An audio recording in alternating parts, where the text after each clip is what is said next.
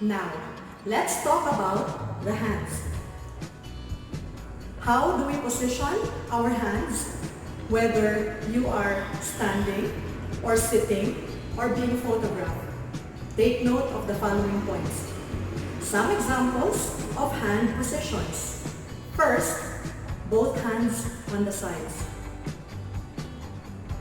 With this position, make sure that both your thumbs are actually seen. You don't do this as we go closer and closer. You don't do this to your thumb. You don't hide it. Rather relaxed. Both hands on the sides. Thumbs showing. Next position, number 2. Cup hands position. In this instance, right hand is on top of the left.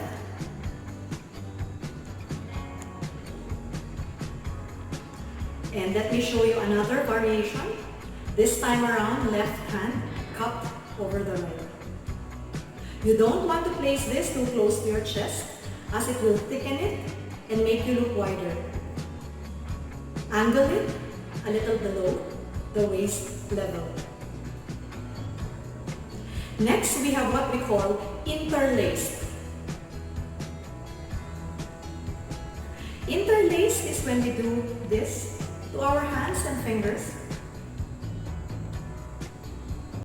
Other times, we also term this as laced hands position.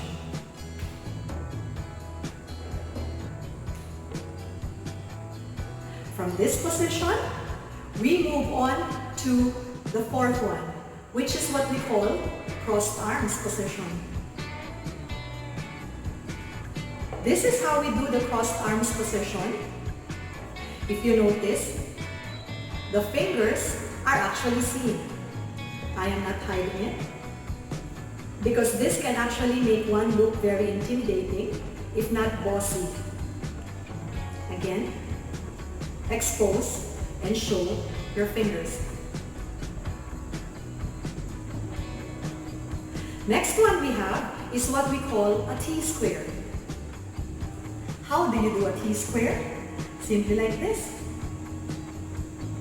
Elbow of the left near the outer arm, near the outer palm and wrist of the right hand. And this is another version or an alternate T-square. This time around, shifting both arms, right elbow on the back of the palm of the left hand and with the thumb slightly on your chin. You're not literally putting your weight down, but just relaxing like this. Now, another position for the hands, which is quite common, especially for boys and men, is what you call the hands in the pockets version. So how do you put your hands in your pockets? Assuming you do have a pocket, don't just simply tuck the entire hand in.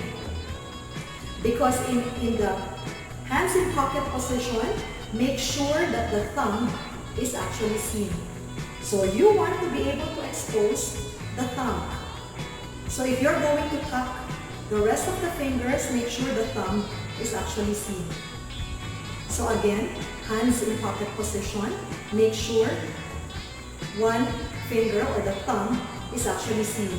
Other times, another version for that would be, you can keep the thumb in and keep the remaining 4 fingers exposed. Again, that's another variety for the hand position. We have 2 more left. So the next one goes hand on waist. Hand on waist simply means that you rest one hand on your waist, such as this, or this. And lastly, another type of hand position would be hand on hip position. And I'm doing it with my opposite hand, hand on hip position. It's a very relaxed way of placing our hands. You are not putting the weight in. And this is not modeling. We are not doing photo posing, such as this, but everything is relaxed. So again, what's the bottom line when it comes to the use of hands and how you position them? What's important is how you actually feel and how you make use of your body to make sure that you are able to convey a positive body language. The mere use of hands and its positioning give us all an idea and positive tips as to how you can best present yourselves when in front of people.